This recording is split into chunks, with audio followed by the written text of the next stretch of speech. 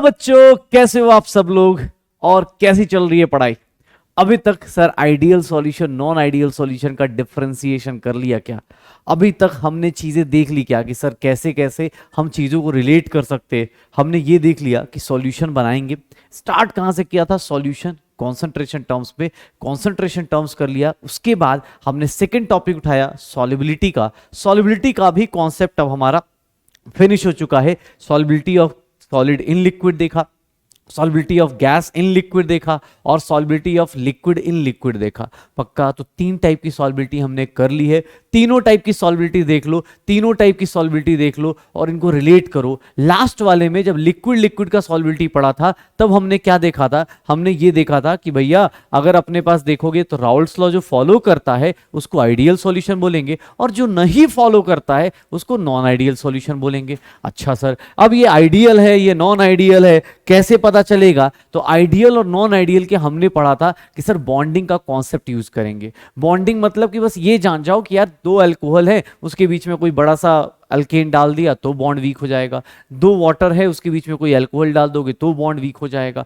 लेकिन एसिड को वाटर में डालोगे, एसिड को वाटर में डालोगे तो बॉन्ड स्ट्रांग हो जाता है। क्यों? क्योंकि सर एसिड डिसोसिएट करता है, एसिड डिसोसिएट कर जाएगा और वो क्या करेगा? आयंस बनाएगा और इसलिए हमारा बॉन्ड क्या होगा? स्ट्रांग। पक्का? तो यहां तक की चीजें हमने कर ली हैं, यहां तक की चीजें मेरे पास हो रखी हैं। हम लोगों ने आइडियल नॉन आइडियल के बीच का difference, positive deviation negative deviation, azeotropes क्या होता है ये भी देख लिया है और प्लस राउल्ट्स लॉ क्या होता है ये भी चीजें हमने कर ली हैं। तो राउल्ट्स लॉ यहां तक की चीजें हमारी फिनिश्ड हैं, सॉल्युबिलिटी फिनिश्ड है। ये टॉपिक आपका दो टॉपिक्स मेजर फिनिश्ड हैं और आज वाले टॉपिक में बस मुझे फॉर्मूलाज बताऊंगा, चीजें कराऊंगा, उसके ऊपर आपको क्वेश्चंस करने हैं, एप्लीकेशंस करने हैं। ठीक है? तो आज मतलब क्वालिटेटिव प्रॉपर्टीज आज शुरू करेंगे और क्वालिटेटिव प्रॉपर्टीज शुरू करके देखेंगे कौन कौन सी चीजें कैसे कैसे चल रही हैं। उसके ऊपर छोटे छोटे न्यूमेरिकल्स करेंगे। आए हुए क्वेश्चंस भी अगली क्लास में आपको मिलेंगे। खजाने के क्वेश्चंस आपके पास बेटा रहेंगे ही रहेंगे। अच्छा, किसी ने बोला कि सर खजाने के क्वेश्चंस, कल मैं देख रहा था 2022 वाला क्वेश्चन जो है बहुत सारे लोगों ने विद इन सेकेंड कर लिया। बहुत बढ़िया, बहुत बढ़िया बेटा, ऐसे ही लगे रहो। खुद पे थोड़ा ना, जब तुम क्वेश्चंस करते हो ना खुद को कॉन्फिडेंस आता है। कुछ लोगों को कैलकुलेशंस की दिक्कत है। देखो यार, कैलकुलेशन एक दिन में नहीं सही होती, कैलकुलेशन थोड़ा टाइम लगता है, धीरे धीरे करके सही हो जाती है। हाँ, प्रैक्टिस चाहिए, उसके लिए प्रैक्टिस चाहिए। आप सोचोगे एक दिन में कर लो, नहीं, एक दिन में नहीं हो पाएगा, एक दिन में कभी नहीं हो पाएगा। तो ट्राई करो कि आप उसकी प्रैक्टिस करते चलना साथ बाय साथ। ठीक है? चलो, मुझे किसने बोला कि sir ideal solution non ideal solution? बहुत सारे लोगों ने मुझे व्हाट्सएप पे, जैसे भी इंस्टाग्राम या फेसबुक जहां भी हो सकता है, उन्होंने शेयर किया है नोट्स की सर आइडियल पॉजिटिव नेगेटिव जो होमवर्क दिया था वो करा था उन लोगों ने। चलो, अब एक काम करते हैं, होमवर्क चेक करने का एक तरीका। अब तुम्हारा बेटा खुद से याद करो। मैं एक सिंपल सी बात बताता हूँ। अगर मेरा boiling point maximum boiling point में दिखा रहा हूँ, इसका मतलब कौन सा डेविएशन होगा? अगर मेरा मैक्सिमम बॉइलिंग पॉइंट है, इसका मतलब कौन सा डेविएशन होगा? पॉजिटिव या नेगेटिव? कौन सा डेविएशन होगा सर? कौन सा होगा? मैक्सिमम बॉइलिंग पॉइंट कब होता था? तब जब नेगेटिव डेविएशन होती थी। क्यों? क्योंकि जब आपका वेपर प्रेशर नीचे आ जाएगा तो ऑब्वियस उसको हीट करके ऊपर तक लेके जाने के लिए ज्यादा टेम्परेचर देना होता है और उसको हम लोग क्या बोल देते हैं? उस चीज को हम लोग बोल देते हैं कि यार यहाँ पे क्या डेविएशन है? नेगेटिव डेविएशन है। श्योर हो? यहां तक की चीज है। अच्छा, minimum boiling point positive deviation में होती थी। अच्छा सर, जो एग्जांपल मिनिमम बॉइलिंग पॉइंट के थे वो किसके थे? सर वो पॉजिटिव डेविएशन के एग्जांपल थे। जो boiling point maximum boiling point के थे वो नेगेटिव डेविएशन के एग्जांपल थे। यहां तक की चीजें क्लियर है। अगर मैं सर ये बोलूं कि मेरा वॉल्यूम कम हो जाएगा, मेरा वॉल्यूम अगर कम हो रहा है, मान लो 20 ml प्लस 20 ml, 40 ml होना चाहिए था, बट मेरा वॉल्यूम 38 ml हो गया, मतलब वॉल्यूम लेस देन हो गया। सर डेल्टा वी नेगेटिव हो गया, कम हो गया। इस केस में कौन सा डेविएशन होगा? नेगेटिव। जहां पॉजिटिव डेविएशन होगा वहां पे वॉल्यूम क्या हो जाएगा? बढ़ जाएगा। श्योर हो? तो चलो अब एक काम करते हैं, थोड़े खजाने के क्वेश्चंस निकालते हैं। और तुम सब लोग अब एक्सपर्ट हो गए हो। आई थिंक हम लोग आज 6-7 इंस्टॉलेशन में मिल रहे हैं और वहां पे आज हम लोग अब इस टाइम पे इतना एक्सपर्ट हो चुके हैं, हमें पता चल गया कि सर के पास खजाना है और उससे निकलते हैं क्वेश्चंस। तो पहला क्वेश्चन आपके लिए लाइफ में ये रहा खजाने का। आज ट्राई कीजिए। 10 ml ऑफ एसीटोन दिया है with 50 ml of chloroform. Total volume of the solution पूछा जा रहा है, total volume of the solution पूछा जा रहा है, कैसे निकालोगे? तो बेटा अब इस क्वेश्चन को कितने लोगों ने कर लिया? आप अपने पास खजाने के क्वेश्चंस करते रहिए। जिन लोगों को लगता है कि सर मुझे थोड़ा कॉन्सेप्ट याद नहीं हुआ है या थोड़ा रिवीजन नहीं हुआ है, तो कोई दिक्कत नहीं बेटा, मैं हूं ना आपके साथ। ये देखो कैसे करना है। सर एसीटोन था, याद करो कल हमने पढ़ा है एसीटोन के बारे में, एसीटोन के बारे में और क्लोरोफॉर्म के बारे में कल ही हमने पढ़ा था कि सर एसीटोन और क्लोरोफॉर्म आपस में क्या करते हैं सर, हाइड्रोजन बॉन्डिंग। ये वाला हाइड्रोजन इस ऑक्सीजन के साथ क्या करता है, बॉन्ड बनाता है। ये कौन सा डेविएशन दिखाएगा, निगेटिव डेविएशन दिखाएगा। और निगेटिव डेविएशन है तो आपका वॉल्यूम लेस देन 60 ml आएगा ही आएगा, लेस देन 60 ml आएगा ही आएगा। तो सर ये 10 ml प्लस 50 ml मिक्स करोगे तो इसका वॉल्यूम लेस देन 60 ml। पक्का? चलो भाई, अगर किसी ने बोला सर अगला क्वेश्चन दिखाओ, चलो भाई अगला क्वेश्चन देखो खजाने का क्या है। सर अगला क्वेश्चन, अरे सर इतना लंबा चौड़ा, अरे कुछ नहीं है भाई, करके तो देखो। Total vapour pressure of 1 mole A and 2 mole of B is 200 torr. मतलब पी टोटल दिया हुआ है, लेकिन बोल रहा है सर डेविएशन बताना है। इसका मतलब क्या होगा? सर एक बात बताओ, इस क्वेश्चन को पढ़ो और ऑप्शन देख के क्या लग रहा है कि डेविएशन बताना है, पॉजिटिव डेविएशन, नेगेटिव डेविएशन। इसका मतलब कि सर एक काम करते हैं, पहले राउल्ट्स लॉ से टोटल प्रेशर निकाल के देख लेते हैं। अगर राउल्ट्स लॉ से टोटल प्रेशर ज्यादा आएगा तो मतलब क्या आ जाएगा, अगर जो दिया हुआ है, सर एक काम करते हैं ना, राउल्ट्स लॉ से पहले पी टोटल निकाल लेते हैं। आइडियल कंडीशन का पी टोटल निकालते हैं, क्या होगा, पी नॉट ए काई ए प्लस पी नॉट बी काई बी। सर एक बात बताओ, पी नॉट ए काई ए, पी नॉट ए कितना है सर 150, काई ए कितना है सर 1 अपॉन टोटल मोल्स कितने हो गए 3। सर ये कितना है, पी नॉट बी कितना है 200 इंटू क्या हो गया सर 240। इसका कितना है 240 है, इसका कितना है 240 इंटू कितना हो गया 2/3। सर ये कितना हो जाएगा 50, ये कितना हो जाएगा 80। सर ये 50 और प्लस 160 कितना हो गया sir 210। Sir 210 P total 210 torr आएगा according to ideal solution Raoult's law के हिसाब से। Sir P total Raoult's law के हिसाब से 210 आता, लेकिन आपका पी टोटल कितना है 200। मतलब सर आपका प्रेशर क्या है सर, आपका प्रेशर सॉल्यूशन का प्रेशर कम है। इसका मतलब कि सर आप क्या डेविएशन शो करोगे, नेगेटिव डेविएशन शो करोगे। क्यों? क्योंकि सर आना कितना चाहिए था राउल्ट्स लॉ के हिसाब से 210, आपका कितना दिया हुआ है 200। मतलब सर आपका प्रेशर क्या है, कम है और आइडियल सॉल्यूशन से कम है। इसका मतलब आपके लिए क्या हो जाएगा, नेगेटिव डेविएशन। जिन लोगों को भी ये क्वेश्चन अच्छा लगा भैया स्टार मार्क करके रखे रहना। ये सब क्वेश्चंस अपने को सर बार बार एग्जाम हॉल में कभी भी किसी भी तरीके से आ सकता है, तो ट्राई करना ये सब क्वेश्चन दोबारा तिबारा करने के लिए, अगर आपको इस प्रॉब्लम को समझने में दिक्कत आई है तो। चलो अगला क्वेश्चन देखो खजाने में क्या निकल के आता है। सर क्वेश्चन नंबर 3 देखिए अपने पास, क्वेश्चन नंबर 3 देखिए, बोल रहा है पॉजिटिव डेविएशन कौन शो करता है, कौन सा बंदा पॉजिटिव डेविएशन शो करेगा। Sir water plus acid negative deviation होता है, water plus acid negative deviation होता है। अभी थोड़ी देर पहले ही देख लिया एसीटोन और क्लोरोफॉर्म भी क्या होता है, नेगेटिव डेविएशन, जस्ट थोड़ी देर पहले ही देखा है। तो बचा कौन सा ऑप्शन, बेंजीन प्लस इथेनॉल। हमने कल ही पढ़ा था इथेनॉल अकेला बंदा है, हाइड्रोजन बॉन्डिंग करके बैठा हुआ है, उसके बीच में दो इथेनॉल है, आपस में हाइड्रोजन बॉन्डिंग करके बैठे, बीच में क्या डाल दिया तुमने, बेंजीन। ऑब्वियस है ना, इनके बीच में क्या हो गया, बॉन्ड वीक हो गया। तो सर इस केस में क्या बोलते हैं, पॉजिटिव डेविएशन। तो सर देख लो छोटे छोटे बट बहुत अच्छे अच्छे क्वेश्चन हैं, थोड़ा ट्राई करना, प्रीवियस ईयर के क्वेश्चन है ये सारे सारे, तो ट्राई करना भाई अच्छे से, इसको दोबारा अटेम्प्ट करो। अगर आपको याद नहीं है एग्जांपल्स या एग्जांपल से मिस हो रहा है तो उसको थोड़ा सा प्रैक्टिस और बढ़ाइए। सर ये क्वेश्चन देखिए, एजियोट्रॉपिक मिक्सचर है, एजियोट्रॉपिक मिक्सचर है, एजियोट्रॉपिक मिक्सचर में इसका बॉइलिंग पॉइंट दिया हुआ है। ये क्या बोल रहा है कि सर इस मिक्सचर को डिस्टिलेशन करना है। क्या पहली चीज, एजियोट्रॉपिक मिक्सचर का डिस्टिलेशन हो सकता है क्या, नहीं। क्यों? क्योंकि सर एजियोट्रॉपिक मिक्सचर का डेफिनेशन यही था कि they are constant boiling point mixture. अगर एक बार मिक्स कर दिया तो उनका बॉइलिंग पॉइंट क्या होगा, कांस्टेंट। अगर हीटिंग करोगे दोनों के लिक्विड फेज और वेपर फेज का कंपोजिशन सेम होगा, इसीलिए इसको हम लोग नहीं सेपरेट आउट कर सकते। और इसीलिए मेरा आंसर क्या हो जाएगा, नीदर HCl नॉर H2O, किसी को भी हम लोग बाहर नहीं निकाल सकते। रीजन, दोनों का बॉइलिंग पॉइंट क्या है, सेम है, और दोनों का बॉइलिंग एक साथ ही आएगा, मिक्सचर का बॉइलिंग पॉइंट एक साथ ऊपर आएगा, और ये क्या करेगा, डिस्टिलेशन पॉसिबल ही नहीं हो पाएगा। श्योर हो सर? देख लो अपने पास इस तरह के क्वेश्चंस कैसे कैसे अपने को, ये अपना क्वेश्चन नंबर 4 है आज सर, इसीलिए बोलता हूं ना सबसे ज्यादा एक तो होता है कॉन्सेप्ट पढ़ना और उसका होता है एप्लीकेशन। कॉन्सेप्ट तो सब लोग पढ़ते हैं यार, ये सब किताबें पढ़ोगे सबको समझ में आता है। ज्यादा मजा पता है कब आता है, जो आप अगर आपको क्वेश्चंस करने में मजा आने लगा ना, समझ जाओ आप सक्सेस के उतने पास आओगे। रीजन नीट हो चाहे कोई भी एग्जाम हो सर, वो कभी भी ना क्वेश्चंस पूछती है, वो ये नहीं बोलती है कि भैया एक काम कीजिए पूरा समझाइए बिठा के, मुझे नहीं पूछती, वो क्वेश्चंस पूछती है कि हाँ भाई ये इसका क्वेश्चन बताओ, इसका आंसर बताओ, इसका आंसर बताओ। तो आप ना ये देखो कि यार हाँ क्वेश्चन देख के मजा आ रहा है, हाँ यार यार सोचना पड़ेगा, अच्छा अच्छा अच्छा है यार इस तरह से, हाँ यार मैंने सोचा ही नहीं। अगर ये भी सोच रहे हो ना बहुत अच्छी बात है बेटा, बस धीरे धीरे खजाने क्वेश्चंस देखते जाओ और करते जाओ। नेक्स्ट देखो बेटा अगला question, which property is shown by an ideal solution, कौन सी आइडियल सॉल्यूशन की प्रॉपर्टी शो करते, कौन कौन से लोग, यहाँ डेल्टा एच रहना रह गया था, delta H mixture delta V mixture, कौन सी प्रॉपर्टी शो करता है ideal solution, obvious it follows Raoult's law, yes sir. Delta H mixture yes sir ideal solution में, delta V mixture yes sir, तो आंसर क्या आ जाएगा फोर्थ वन। बेटा आज ये खजाने के जो 5 क्वेश्चंस लेके आया था, कल के खजाना तो इंटरेस्टिंग था ही बिकॉज 4 सितंबर का एग्जाम का क्वेश्चन दिया हुआ था, लेकिन आज जो खजाने के अंदर जो क्वेश्चन है ना भाई साहब, ये सारा का सारा लास्ट क्लास के ऊपर ही बेस्ड था। और मैं बार बार बोल रहा हूँ बेटा कि अब सर देखो एज ए टीचर जो हमारे अंदर से इंट्यूशंस आ रही होती है कि सर पिछले 2 साल से अभी तक ये वाले क्वेश्चंस आइडियल नॉन आइडियल के 2-3 साल हो गए क्वेश्चन नहीं आ रहे, तो थोड़ा सा इस टॉपिक को ना नीट के लिए थोड़ा सा बार बार रिवाइज कर लेना। एग्जाम्पल्स आज नहीं, एक दिन में याद नहीं होगा, 2 दिन में लगाना, 3 दिन लगाना, 4 दिन लगाना, बट ट्राई करते रहना, देखते रहना, देखते रहना, उसको बस देखते रहो, अपने आप ही याद हो जाएगा, don't worry.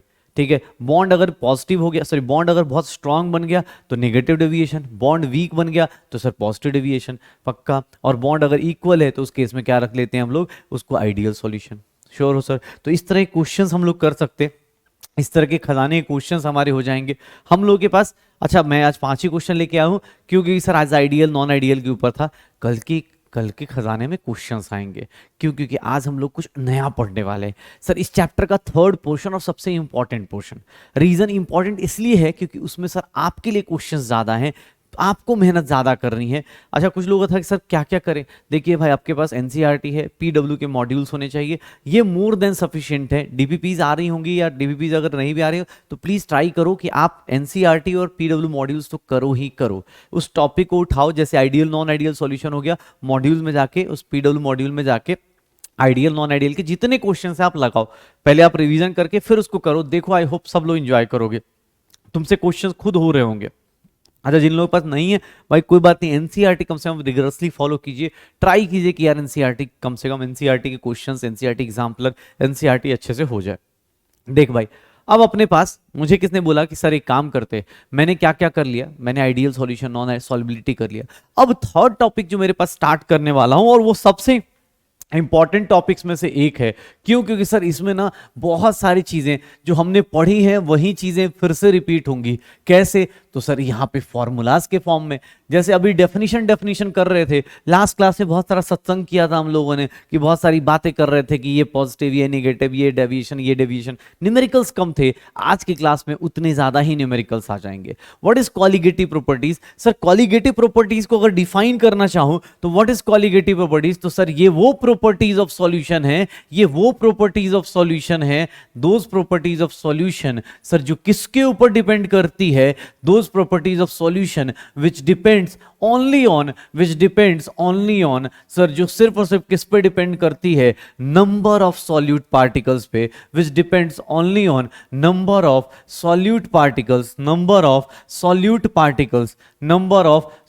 Particles, irrespective of, sir उसको कोई फर्क नहीं पड़ता, irrespective of their nature, their size, sir उनके साइज से, उनकी रिएक्टिविटी से कोई फर्क नहीं पड़ता, देयर नेचर, साइज और रिएक्टिविटी, जिसका कोई भी फर्क नहीं पड़ना। इनको सिर्फ और सिर्फ किस पे डिपेंड करना है, इसको सिर्फ और सिर्फ किस पे डिपेंड करना है, only on number of solute particles.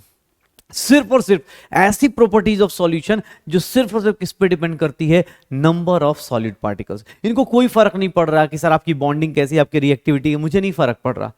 कैसे? सर ऐसी प्रॉपर्टीज होती हैं, पता है आपने डेली लाइफ में कहाँ देख सकते हो, जब आप दूध को बॉयल कर रहे होते हो ना तो वहां पर भी ऑब्जर्व कर सकते हो, दूध बॉयल हो रहा हो ना, ऊपर आ रहा हो वेपर्स ऊपर आ रहे हो, एक काम करना उसमें शुगर ऐड करना, देखना उसका वेपर प्रेशर क्या हो जाएगा, नीचे चला जाएगा।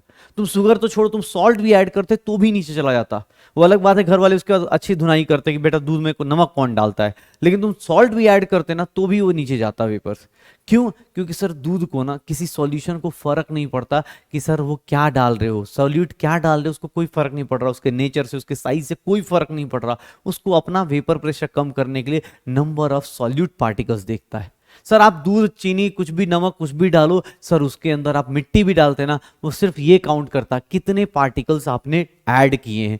ऐसी प्रॉपर्टीज को हम लोग क्या बोलते हैं? Colligative properties. ऐसी प्रॉपर्टीज को हम लोग क्या बोलते हैं? Colligative properties. सर कौन कौन सी कॉलिगेटिव प्रॉपर्टीज हैं सर जो डिपेंड करती हैं? तो याद रखिएगा 4 टाइप की कॉलिगेटिव प्रॉपर्टीज हमें पढ़ना है, 4 टाइप्स की कॉलिगेटिव प्रॉपर्टीज हमें पढ़नी होती हैं, 4 टाइप्स की कॉलिगेटिव प्रॉपर्टीज हमें पढ़ना होता है। Sir 4 types of colligative properties कौन कौन सी हैं? तो सर थोड़ा ध्यान से सुनिएगा।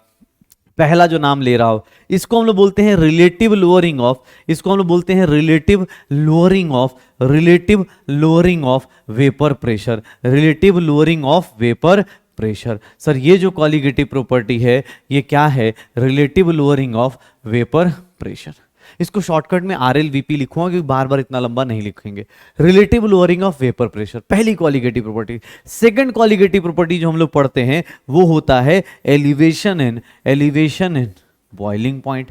सर अगर आपका वेपर प्रेशर कम होता है, आप सब लोग जानते हो कि सर आपका वेपर प्रेशर कम होगा, ग्राफ आप सबको पता है कि सर अगर ग्राफ में आप नीचे जाओगे तो आपका बॉइलिंग पॉइंट क्या होगा? इंक्रीज होगा। सर अगर मैं बात करूं डिप्रेशन इन फ्रीजिंग पॉइंट की, डिप्रेशन इन फ्रीजिंग पॉइंट की बात करूं तो sir depression in freezing point क्या कहता है? डिप्रेशन इन फ्रीजिंग पॉइंट क्या कहता है कि सर ये क्या होगा? Delta TF। And the last one, fourth one, कि सर अगर मैं बात करूं ऑस्मोटिक प्रेशर, चौथा कॉलिगेटिव प्रॉपर्टी, तो इसको हम लोग क्या बोलते हैं? Osmotic pressure. और ये क्या होता है? पाई से रिप्रेजेंट किया जाता है। तो सर 4 चीजें हैं, 4 कॉलिगेटिव प्रॉपर्टीज हैं, relative lowering of vapour pressure, elevation in boiling point, depression in freezing point and osmotic pressure. ये 4 कॉलिगेटिव प्रॉपर्टीज हैं। इसमें सबसे बेहतरीन कौन सा है वो आगे चल के पता भी चलेगा हमें, लेकिन हाँ अभी के लिए हमें 4 कॉलिगेटिव प्रॉपर्टीज पता होनी चाहिए कि जो कहाँ कहाँ यूज हो रही है। Relative lowering, elevation in boiling point, depression in freezing point and osmotic pressure. Sir पहली 3 ना चेंजेस हैं और तुम्हें पता है तुम्हें ये आते भी हैं। अब तुम बोलो अरे सर कैसे आते हैं, हमें तो अभी अभी नाम सुना है। अरे तुम्हें अभी आते हैं, मैं अभी तुम्हें प्रूव करके दिखाता हूं, तुम खुद समझ जाओगे अरे सर ये कैसे आते हैं। एक बात बताओ, 4 टाइप की कॉलिगेटिव प्रॉपर्टीज हैं, ये चारों के चारों किस पे डिपेंड करती हैं? Sir number of solute particles के ऊपर। किसके ऊपर डिपेंड करती है? नंबर ऑफ सॉल्यूट पार्टिकल्स के ऊपर। किसने बोला नहीं सर पहले प्रूफ करके दिखाइए, ऐसे कैसे आपकी बात मान लेंगे सर? अगर ऐसे कैसे आपकी बात मान लेंगे? एक चीज और, एक थोड़ा सा मैं बार बार हर एक बार क्लास में अपने बोलता हूं, सर याद करो मैंने क्या कॉलिगेटिव प्रॉपर्टी लिखवाई है? Relative lowering of vapour pressure. Vapour pressure is not a colligative property. क्या लिखवाया है? रिलेटिव लोअरिंग, उसका गिरना, उसका किसी के रिस्पेक्ट में गिरना, वो क्या है? Colligative property. Vapour pressure is not a colligative property भाई साहब। वेपर प्रेशर तो पानी है, अपने आप ही वेपर बना लेगा, तो उसका वेपर प्रेशर तो उसकी अपनी प्रॉपर्टी होती है ना। Vapour pressure is not a colligative property. Vapour pressure तो अपनी प्रॉपर्टी है, मैं वेपर ज्यादा बनाता हूं, तुम कम बनाते हो, लेकिन सर वो वेपर प्रेशर कितना तेजी से नीचे जाता है वो कॉलिगेटिव प्रॉपर्टी है। सिमिलरली सर बॉइलिंग पॉइंट, अरे सर आप अकेले भी होते तो आपका बॉइलिंग पॉइंट तो होता ही ना, आप अकेले भी होते तो भी बॉइलिंग पॉइंट होता, आपका तब भी फ्रीजिंग पॉइंट होता। तो सर ये क्या है? सर बॉइलिंग पॉइंट हो चाहे फ्रीजिंग पॉइंट हो, ये ध्यान रखना अपने पास। सर ये सारे के सारे नॉट अ कॉलिगेटिव प्रॉपर्टी, ये कॉलिगेटिव प्रॉपर्टी नहीं होते, ये कॉलिगेटिव प्रॉपर्टीज नहीं होते सर, ये कॉलिगेटिव प्रॉपर्टीज नहीं होते, ये कॉलिगेटिव प्रॉपर्टीज नहीं होते। ये क्या होते हैं? They are constitutional properties. ये क्या कहलाते हैं? इनको हम बोलते हैं कॉन्स्टिट्यूशनल, कि सर जिससे मिल के बने होते हैं। जैसे पानी का है, पानी के अंदर सर उसका बॉइलिंग पॉइंट ज्यादा है, क्यों? क्योंकि उसके अंदर हाइड्रोजन बॉन्डिंग होती है। सर उसका वेपर प्रेशर कम बनता है, रीजन कि सर उसका बॉन्ड ज्यादा स्ट्रॉन्ग है। तो ये चीजें जो होती हैं उसको बोलते हैं कॉन्स्टिट्यूशनल प्रॉपर्टी, कि सर ये कौन सी प्रॉपर्टी है? Constitutional property. किससे मिलके बना है, क्या इसके कॉन्स्टिट्यूशन में किससे मिलके बना है, उसके ऊपर डिपेंड करता है, और इसी को हम लोग क्या बोलते हैं? Constitutional property. पक्का। तो सर वेपर प्रेशर क्या है? वेपर प्रेशर, ये सब कॉलिगेटिव नहीं बोलते इसको, इसको हम लोग कॉलिगेटिव नहीं बोलते, इसको हम लोग बोलते हैं कि ये they are constitutional. Vapour pressure नहीं होता, लेकिन relative lowering of vapour pressure होता है। कौन सा relative lowering of vapour pressure क्या होता है? Colligative property. श्योर हो? Boiling point is a constitutional property, but उसके अंदर जो चेंज आता है वो किस पे डिपेंड करता है? सॉल्यूट पार्टिकल्स पे, इसीलिए उसको हम लोग क्या बोल देते हैं? कॉलिगेटिव। किसने बोला सर नहीं सर प्रूव करके दिखाओ, ऐसे हम आपकी बात नहीं मानते। चलो भाई पहला टॉपिक स्टार्ट कर लेते हैं। किसने बोला नहीं सर ये प्रूव करके दिखाइए? ठीक है भाई साहब, एक बात बताइए, आप सब लोग इतना तो अब इतना पढ़ चुके हैं कि आपको अब ये चीजें पता है। थोड़ा मैं पिक्चर बनाता हूं, आप मुझे खुद बताना। अगर मैं बोलता हूं कि यार ये प्योर सॉल्वेंट है, अगर मैं बोलता हूं ये प्योर सॉल्वेंट है, ये प्योर सॉल्वेंट मैंने रख रखा है, प्योर सॉल्वेंट मैंने रख रखा है। बेटा खुद से ध्यान से सुनना कि सर आप जो लिख रहे हो, अगर मैंने ये प्योर सॉल्वेंट रख रखा है और मैं अगर हीट देता हूं इसको, अगर मैं इसको हीट देता हूं, फिर से मैं हीट दे देता हूं 100 जूल, इसको मैं हीट इतना दे देता हूं, तो बताओगे इसका वेपर प्रेशर बनेगा। और वेपर प्रेशर सर इसका वेपर्स बनेंगे, और इसका वेपर प्रेशर जो होता है सर, सॉल्वेंट को हम लोग क्या बोलते हैं? सॉल्वेंट को अगर 1 से बोले तो इसका वेपर प्रेशर कितना हो जाएगा? P1 not. और इसको हम लोग क्या बोलते हैं? Vapour pressure of pure solvent. Sir pure solvent के प्रेशर को क्या बोल देते हैं? P1 not. पक्का यही होता है vapour pressure of pure solvent. अब किसने बोला कि सर एक काम कीजिए, आप ना इसी बंदे को सॉल्यूशन में कन्वर्ट कर दीजिए। मतलब अब जो है ना सर, सॉल्वेंट को अकेले मत रखिए, सॉल्वेंट को अकेले मत रखिए, सॉल्वेंट को आप अकेले मत रखिए। एक काम कीजिए, इसका क्या कीजिए? सॉल्यूशन बना दीजिए।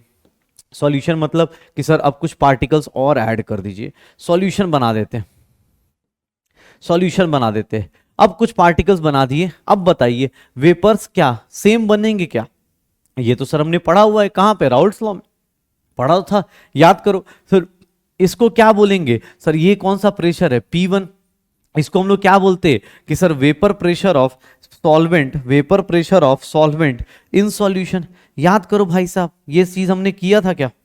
अगर सेम अमाउंट ऑफ हीट दे देते हैं यहाँ पे, इसको भी हीट 100 जूल्स देंगे, तुम्हें भी पता है कि सर यहाँ अकेला सॉल्वेंट है, ऑब्वियस ज्यादा टेम्परेचर, ज्यादा हीट मिलेगा, ज्यादा क्या बनाएगा? वेपर्स बनाएगा। लेकिन इस कंडीशन में इसके वेपर्स उतने नहीं बनेंगे जितने पहले बनते थे, उतने नहीं बनेंगे जितने पहले बनते थे। तो सर बताओगे P1 नॉट और P1 में सर बड़ा कौन सा होगा? P1 not. श्योर हो? P1 नॉट और P1 में बड़ा कौन सा होगा? P1 not. रीजन कि सर ये अकेला था, सारी हीट इसको मिल रही थी, खूब सारा वेपर बनाया, खूब सारा वेपर बनाया। लेकिन जैसे ही मुझे मौका मिला, मैंने सॉल्यूशन बनाया, और सॉल्यूशन बनाते ही उसका वेपर क्या हो गया? कम। वेपर्स बनेंगे लेकिन वो अब उतने नहीं बनेंगे। तो P1 नॉट और P1 में क्या रिलेशन होगा? What is P1 not? Vapour pressure of pure solvent. What is P1? P1 is vapour pressure of solvent in solution. पक्का यहां तक चीजें हैं? अब देख भाई, अब देख यहां पे, अब मैं क्या लिखने वाला, एक बात बताना, वेपर प्रेशर कितने से डिक्रीज हुआ? लोअरिंग इन वेपर प्रेशर बता सकते हो कि सर वेपर प्रेशर कितने से हुआ चेंज? डेल्टा पी कितना होगा? डेल्टा पी कितना होगा? सर कितना था पहले आपका? कितना था? P1 नॉट, बाद में कितना हो गया? P1। यही होगा ना? अच्छा, किसने बोला सर P1 क्या होगा? अरे सर राउल्ट्स लॉ हमने किस दिन के लिए पढ़ा था? इसी दिन के लिए तो पढ़ा था कि P1 क्या होगा। कहां से निकाल रहे हैं हम लोग? तो हमने क्या पढ़ा है कि सर राउल्ट्स लॉ पढ़ा हुआ है, और राउल्ट्स लॉ को देख लो, राउल्ट्स लॉ को देख लो। सर P1 को लिख सकता हूं P1 नॉट Chi1। पक्का? तो सर ये रहा, ओके, ये हो गया delta P. Sir delta P को मैं अगर लिखूं तो ये क्या हो जाएगा? P1 not 1 minus Chi1। और इसको डेल्टा पी को देखो तो ये क्या है? P1 नॉट इंटू क्या है? Chi2 है। सर ये देख लीजिए, ये क्या है? लोअरिंग इन वेपर प्रेशर है। सर ये किसके ऊपर डिपेंड कर रहा है? डिपेंड्स ऑन सर ये P1 नॉट मतलब सॉल्वेंट के ऊपर, as well as and solute के ऊपर भी डिपेंड कर रहा है। सर ये कॉलिगेटिव प्रॉपर्टी होगा क्या? डेल्टा पी कॉलिगेटिव प्रॉपर्टी होगा क्या? कॉलिगेटिव प्रॉपर्टी किसको पढ़ा है? कॉलिगेटिव प्रॉपर्टी किसको बोलते हैं? जो किस पे डिपेंड करता हो? सिर्फ और सिर्फ किस पे डिपेंड करता हो? सॉल्यूट पे। भाई साहब ये दोनों पे डिपेंड कर रहा है, डेल्टा पी दोनों पे डिपेंड कर रहा है, सॉल्वेंट पे भी और सॉल्यूट पे भी। 1 और 2 याद तो है ना भाई साहब? ऐसा तो नहीं कोई बोल रहा है सर 1 और 2 क्या होता है? 1 मतलब सॉल्वेंट, 2 मतलब सॉल्यूट। तो डेल्टा पी किस पे डिपेंड कर रहा है? दोनों पे। मतलब सर मैं बोल सकता हूं कि it is not a colligative colligative property, इसको हम लोग कॉलीगेटिव प्रॉपर्टी नहीं बोलेंगे क्योंकि ये दोनों पे डिपेंड कर रहे हैं भाई साहब। अब किसी बंदे को गुस्सा है, उसने बोला अरे ऐसे कैसे तू भाई, ऐसे कैसे मैं बनाऊंगा कॉलीगेटिव प्रॉपर्टी। सर आप लोअरिंग इन वेपर प्रेशर तो करके बैठ गए। रिलेटिव लोअरिंग का मतलब क्या होता है? रिलेटिव लोअरिंग का मतलब क्या होता है? रिलेटिव मतलब किसी के रिस्पेक्ट में। अरे हमारे रिलेटिव क्या करते हैं? यही काम तो कर रहे होते हैं। अरे यही काम तो कर रहे होते हैं, देखिए मेरा बेटा तो ये कर रहा है, भले उसका बेटे को कुछ आता नहीं हो, लेकिन हाँ भाई मेरे बेटे ने तो ये कर लिया, वो यही बात करता है ना। रिलेटिव मतलब उसके रिस्पेक्ट में कि भाई साहब अच्छा आप अच्छा मोबाइल से पढ़ रहे थे, अरे मुझे पहले से सिलेक्शन हो गया तो बोलेगा अरे बड़ा टैलेंटेड बच्चा है यार, ये तो देखो बच्चा मोबाइल से पढ़ के रिजल्ट दे दिया, मैंने इसको बोला था कि ये वाला बैच ज्वाइन कर, देखो तेरा रिजल्ट हो जाएगा। ये होते रिलेटिव। और नहीं हुआ तो वही आदमी, देखो उसी आदमी वही सेम चीज को किस तरह निगेटिव प्रेजेंट करेगा कि अच्छा हाँ मुझे पहले से ही डाउट था इसके ऊपर, ये तो मोबाइल के नाम पे मैंने देखा था, इसका एक दो पोस्ट मैंने इंस्टाग्राम पे गलती से मैंने देखा था, बाद में इसने मुझे ब्लॉक कर दिया। उस आदमी ने देखा तक नहीं होगा लेकिन फिर भी वो कमेंट कर देगा। वो आदमी रिलेटिव तो छोड़ दो, गली मोहल्ले का चौकीदार होता है ना, गली मोहल्ले का जो नॉर्मल आदमी होता है ना, जो तुम्हें जानता भी नहीं होगा, वो भी तुम्हारे बारे में अगर उसको पता चल गया कि तुम अनसक्सेसफुल हो, तुम्हारे बारे में कमेंट कर देगा। क्यों मौका देना है किसी को? बेटर है थोड़ा देखते हैं।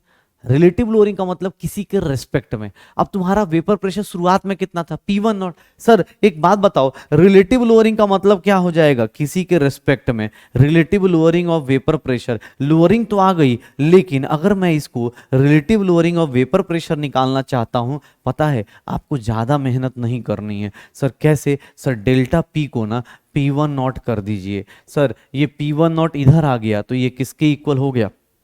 Chi2 के। और ये देखो सिर्फ और सिर्फ किस पे डिपेंड कर रहा है? डिपेंड्स ओनली ऑन, ये सिर्फ और सिर्फ किस पे डिपेंड कर रहा है? सॉल्यूट के ऊपर। Depends only on solute, solute के ऊपर डिपेंड कर रहा है, इसीलिए अपने पास क्या हो जाएगा? Depends only on solute. तो सर ये क्या हो जाएगा? It is a colligative property. ये क्या होगा? ये अपने पास कॉलीगेटिव प्रॉपर्टी कहलाएगा। बाकी तीनों में तीनों, चाहे वेपर प्रेशर हो और चाहे लोअरिंग इन वेपर प्रेशर हो, चाहे वेपर प्रेशर हो चाहे लोअरिंग इन वेपर प्रेशर हो, सर तीनों में सिर्फ यही बंदा है RLVP, जिसकी वैल्यू क्या है? सर Chi2 की इक्वल है, जिसकी वैल्यू क्या है? Chi2 की इक्वल, मोल फ्रैक्शन ऑफ 2 के इक्वल। ये सब याद आ रहा है? 1 माइनस Chi1 को Chi2 लिख सकते भाई। जो अब सडनली किसी आज की क्लास में कोई घुस गया हो तो भाई देख लेना, थोड़ा पीछे जाए, क्लास बहुत पीछे से आ रही है, हम लोग एक हफ्ते से अपनी बॉन्डिंग कर चुके हैं, तो हो सकता है कोई सोच रहा हो कि अरे भाई आज कौन आ गया यार, ये 1-2 कौन सी लैंग्वेज में बात कर रहे हैं भाई साहब, ठीक है ना। हाँ जो लोग मतलब ऐसा होता होगा कि दोस्तों के साथ भाई अगर 1-2 में डिफरेंस याद ना हो या चीजें हो तो आप पीछे से आया कीजिए। कभी भी किसी दोस्त को आप सजेशन भी देते हो तो प्लीज आपसे रिक्वेस्ट है, किसी को बोलो कि यार चैप्टर, या जैसे अब अगला चैप्टर आएगा ना तो वहां से कोई दोस्त पकड़ सकता है, या तो अब जैसे अब आई थिंक 7th लेसन में 2 दिन बाद चैप्टर खत्म हो जाएगा, तो अब कोई आ जाएगा बीच में सडनली ना, आपने रिकमेंड कर दिया अरे अरे चल चल ये करते करते, लेकिन पता चला उसके चक्कर में वो पता चला कि हाँ भाई वो बेहोश पड़ा है, वो तुम्हें देख रहा है, तुझे समझ में आ रहा है और तुम सोच रहे हो अबे यार सही में इसको नहीं समझ में आ रहा, ये एकदम बेवकूफ बच्चा है। तो वैसा मत करना भाई, दोस्त को सही सजेशन देना, या तो दो मत सिलेक्शन के बाद दे देना, या फिर देना सजेशन तो भाई साहब सही सजेशन देना है। ऐसा नहीं कि मजे ले लिए, भाई तुझे ये नहीं पता चल रहा और बेचारा फ्रस्ट्रेट हो रहा है, भाई क्या कर रहा हूँ मैं जिंदगी में, ये सब क्या चल रहा है, 1-2 ये बच्चा क्या कर रहे हैं ये लोग, ये PW वाले, ठीक है, ये ऑसम टीचर कौन से सुपर ऑसम टाइप कॉन्सेप्ट बता रहे हैं, ये ऐसे कौन लिखवाता है, ये डिपेंड कर रहा है। भाई lowering in vapour pressure is not a colligative property, relative lowering of vapour pressure is a colligative property. पक्का? अच्छा किसी ने बोला सर एक बात बताइए, आपने ये फॉर्मूला तो ले लिया, तो सर इसको थोड़ा और एक्सटेंड कर लेते हैं, what is P1 delta P? तो सर डेल्टा P क्या था? P1 not minus P1 upon P1 not is equals to Chi2। What is Chi2? Chi2 को मैं लिख सकता हूं N2 plus N2 divide by, तो सर सबसे बड़ा फॉर्मूला क्या होगा? ये होगा, श्योर हो sir? P1 not minus P1 upon P1 not that is equals to Chi2 and that is equals to N2 upon N1 plus N2। Sir number of moles ऐसे देखेंगे। अच्छा भाई साहब किसने बोला सर ऐसे कैसे? एक काम करिए, अगर सर बहुत ज्यादा डाइल्यूट कंडीशन आ गया, अगर बहुत डाइल्यूट सॉल्यूशन आ गया, थोड़ा ध्यान से सुनना आप कहानी को, ये फॉर्मूला हर एक के लिए वैलिड है। आपको क्वेश्चन जब भी मिलेगा आप इस फॉर्मूले को यूज करोगे, ये फॉर्मूले को यूज करोगे, लेकिन अगर किसी ने बोल दिया कि सर बहुत डाइल्यूट डाइल्यूट सॉल्यूशन है। बहुत डाइल्यूट सॉल्यूशन का मतलब क्या होता है, थोड़ा ध्यान से सुनना। वेरी डाइल्यूट सॉल्यूशन का मतलब कि सर सॉल्यूट के मोल्स क्या होंगे, बहुत ज़्यादा कम हो जाएंगे, N2 की वैल्यू बहुत कम हो जाएगी N1 से। मतलब उस केस में मैं ऐसा ले सकता हूं कि N2 प्लस N1 को सर अब ऑलमोस्ट क्या हो जाएगा, ले सकता हूं।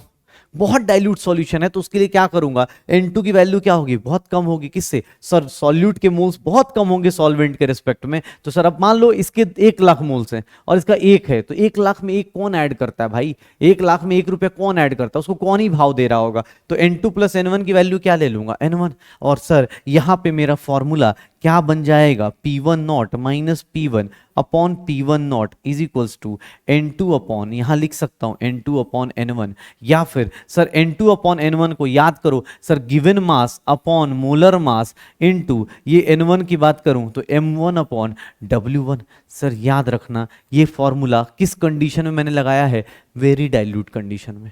बहुत डाइल्यूट सॉल्यूशन होगा तभी ये फॉर्मूला यूज करना, उससे पहले मत यूज करना। याद रखना ये मेजर फॉर्मूला, मेन फॉर्मूला कौन सा होता है, ये बहुत डाइल्यूट कंडीशन है, उस कंडीशन में हम लोग ये फॉर्मूला यूज करते हैं। किसने बोला सर मुझे वेरी डाइल्यूट कंडीशन पहचाननी हो, बहुत ज्यादा डाइल्यूट कंडीशन पहचाननी हो, तो वेरी डाइल्यूट सॉल्यूशन देख भाई, फिर से मैं एक बार रिपीट कर दे रहा हूं, वेरी डाइल्यूट सॉल्यूशन की कंडीशन बता देता हूं।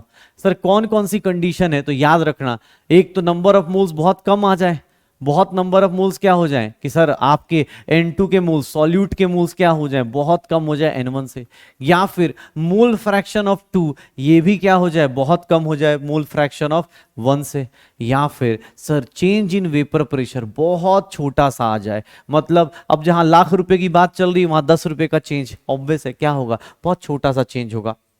ये तीन कंडीशन में सर आपका फॉर्मूला क्या हो जाएगा, P1 upon P1 not is equals to sir N2 upon N1, या फिर मैं लिख दूंगा W2 by M2 into M1 by W1। ये फॉर्मूला मैं यूज करूंगा इन तीन कंडीशन में।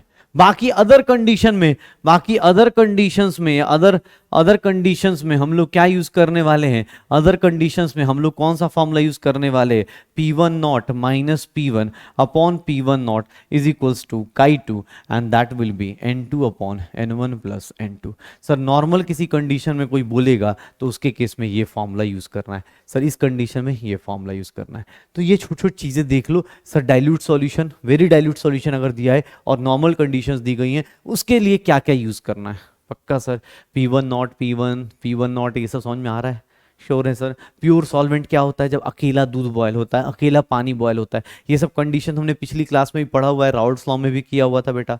पक्का, तो थोड़ा सा ना जिन लोगों को भी अगर थोड़ी सी पीछे की प्रॉब्लम आ रही है बेटा, आज एक रिक्वेस्ट है, क्योंकि चैप्टर एक बहुत अच्छे मोड पे खड़ा है, आज बहुत अच्छे मोड पे खड़ा है, क्योंकि कल चैप्टर के एंड की तरफ पहुंच रहे होंगे बेटा, परसों चैप्टर एंड भी हो चुका होगा, इवन कल ही हो जाएगा, परसों तो बस क्वेश्चन होंगे और नए चैप्टर की शुरुआत भी हो जाएगी। तो भाई साहब प्लीज आपसे रिक्वेस्ट है, ट्राई कीजिएगा कॉलिगेटिव प्रॉपर्टीज का, कि कॉलिगेटिव प्रॉपर्टीज की जो टॉपिक्स हैं, जो भी कर रहे हैं अभी, जो करेंगे आज और कल करेंगे या उससे बाद करेंगे सर, उनसे पहले जो पीछे हुआ है वो सब कुछ रिवाइज कर लीजिएगा। रीजन कि सर बहुत सारे लोग होंगे जिनको भलती से अब फॉर्मूला, मोल फ्रैक्शन का फॉर्मूला अगर आपको याद नहीं आ रहा बेटा, कोई बात नहीं, आप वीडियो पॉज करके ना पहले वो सारा नोट्स रिवाइज कर लो, क्योंकि फिर क्या होगा, आपके क्वेश्चंस फंस जाएंगे। वेरी डाइल्यूट सॉल्यूशन को पहचानने का तरीका मैंने बता दिया बेटा, इससे बाहर का क्वेश्चन नहीं आएगा। अगर सॉल्यूट के मोल्स बहुत ही कम आ गए, मान लो सॉल्वेंट के मोल्स कितने 100, इसके मोल्स कितने 0.1, यार 1000 रुपए कम है, मेरे पास 1000 रुपए और 2 रुपए गिर जाए तो मैं किसी को ये थोड़ा ना बोलूंगा 998 है भाई मेरे पास, ऑब्वियस है ना। मैं किसी दोस्त ने पूछा तो मैं क्या बोलूंगा, भाई 1000 ही रुपए, 2 रुपए चले भी गए तो मैं नहीं बोलने वाला उसको, क्योंकि भाई 2 रुपए से कोई फर्क नहीं पड़ रहा 1000 रुपए के रिस्पेक्ट में। सिमिलरली यहाँ पे सर आपको कोई बोलेगा N2 की वैल्यू बहुत छोटी है N1 से, मोल फ्रैक्शन की वैल्यू बहुत छोटी है Chi1 से, सर डेल्टा P की वैल्यू बहुत छोटी है, उस कंडीशन में आप फॉर्मूले में थोड़ा चेंज कर सकते हैं। बाकी अदर कंडीशन में, नॉर्मल कंडीशन में आप हमेशा ये फॉर्मूला लगाओगे। कैसे पहचानेंगे सर कब कौन सा फॉर्म लगेगा, एग्जाम हॉल में ये 3 कंडीशन चेक कर लेना। पक्का, चल भाई कोई बात नहीं, मैं क्वेश्चन करा देता हूं ना, उससे क्या होगा तुम्हें आइडिया लग जाएगा कब कौन सी कंडीशन लेनी है। जैसे ये देखो, ये क्वेश्चन दिया हुआ है, ये क्वेश्चन देखो सर ये क्वेश्चन दिया हुआ है। चलो अभी आज सीख रहे हैं तो मेरे साथ साथ करना, ठीक है ना, बाकी कल तो अपने बस खजाने में आएंगे ही आएंगे, और कल ज्यादा क्वेश्चंस लेके भी आऊंगा मैं। ये क्या बोल रहा है कि sir vapour pressure of water दिया हुआ है 20 डिग्री सेल्सियस पे, कितना सर पानी का दिया हुआ है, मतलब पानी क्या है, सॉल्वेंट है, तो इसकी वैल्यू कितनी ले लूं, 17.5 mm ले लूं, ठीक है। P1 नॉट दिया है वाटर का, ठीक है।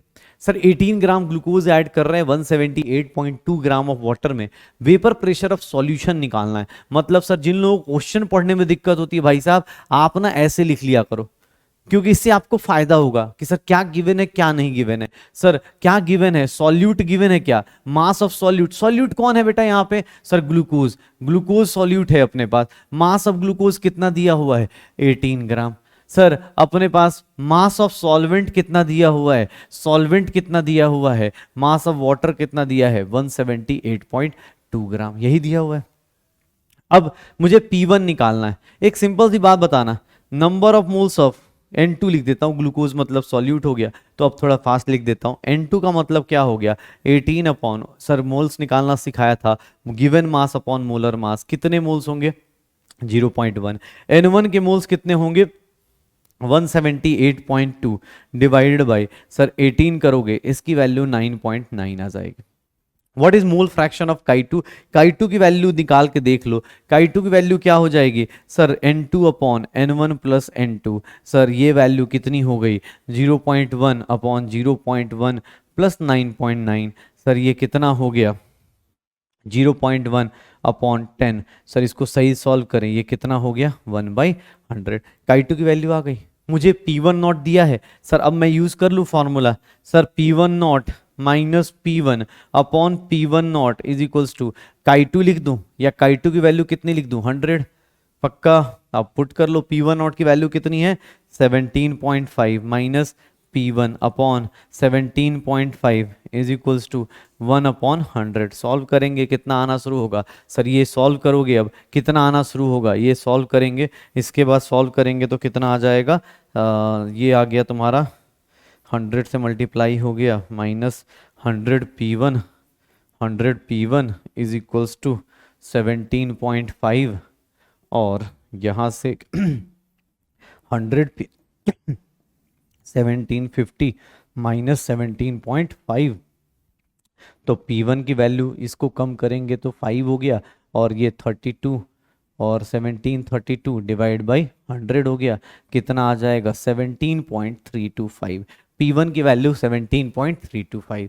सर आंसर क्या आ जाएगा थर्ड ऑप्शन। तो पहले मैंने क्या निकाला, गिवन से निकाल लिया, सब कुछ निकालता निकालता गया, मोल फ्रैक्शन निकाल के देखा कितना आ रहा है 1/100, 1/100 पुट किया, आंसर कितना आ रहा है 17.325। तो ये मेरे पास आंसर आ जाएगा।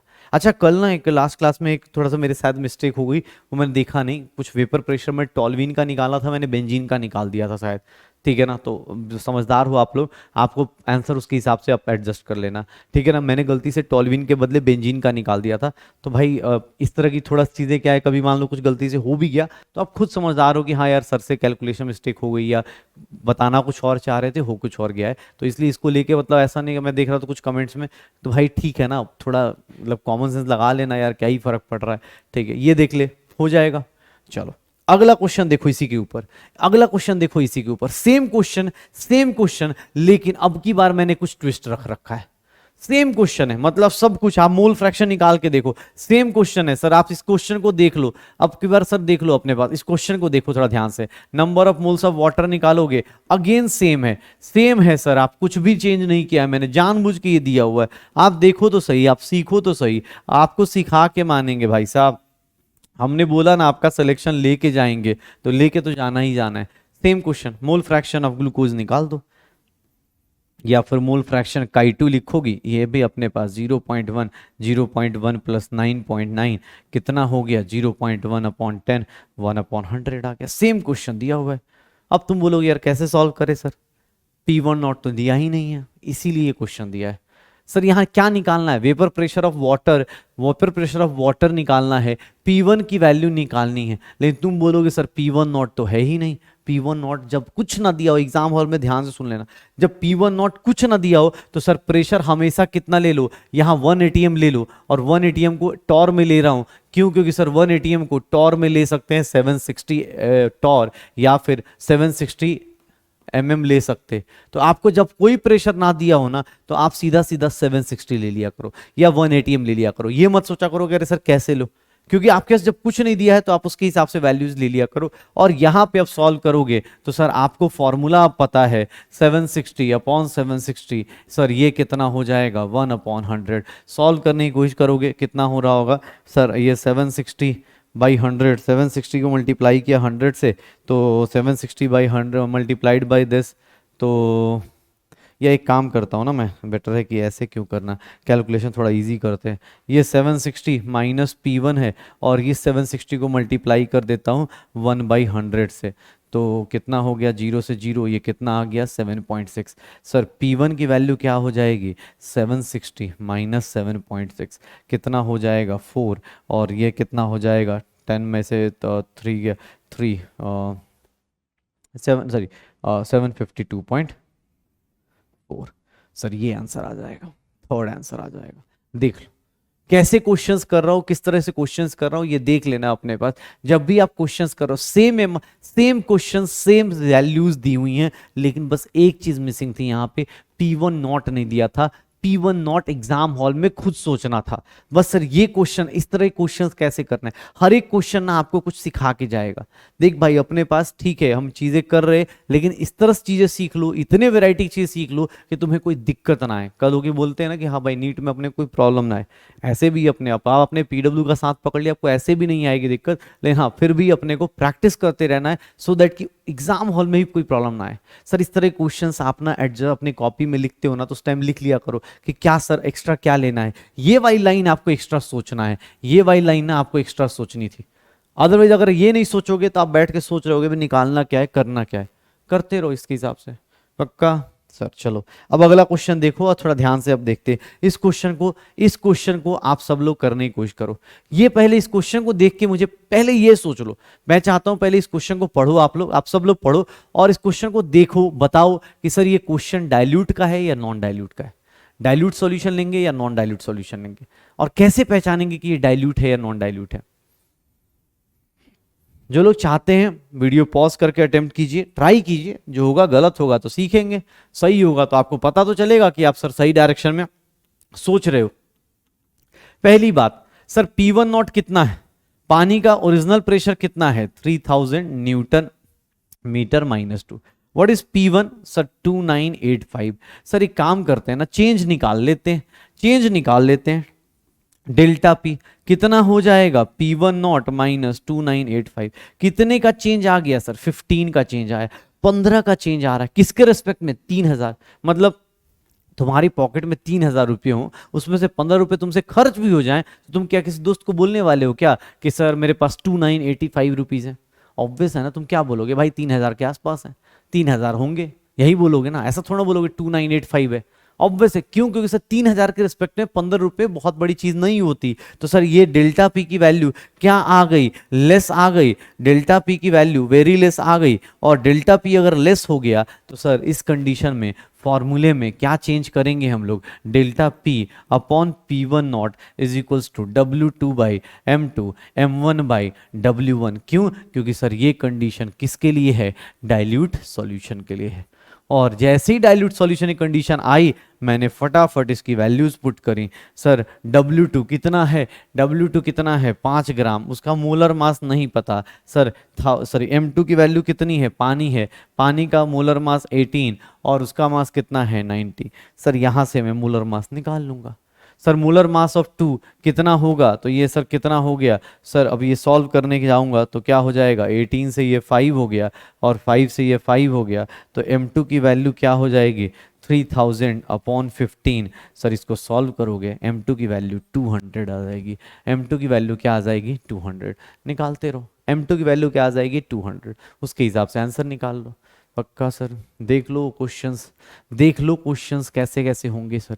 वेपर प्रेशर हो, चेंज इन वेपर प्रेशर, उसके क्वेश्चंस कैसे बनेंगे ये देख लीजिए। क्योंकि रीजन क्या है सर, ये छोटे छोटे क्वेश्चंस जो होते हैं ना, ये बहुत इंटरेस्टिंग बना देंगे और अपनी लाइफ आसान भी कर देंगे और खराब भी कर सकते हैं अगर आपने प्रैक्टिस सही से नहीं करी तो।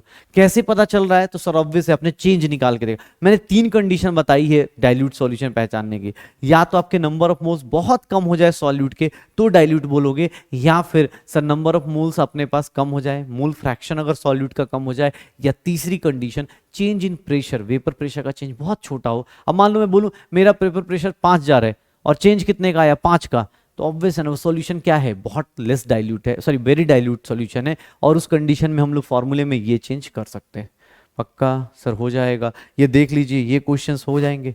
तो सर अब खजाने में देखो अपने पास, मैंने आपको पहली कॉलिगेटिव प्रॉपर्टी बताई। पहले क्या बताया, कॉलिगेटिव प्रॉपर्टी क्या होती है, जो किस पे डिपेंड करती है, नंबर ऑफ सॉल्यूट पार्टिकल्स पे।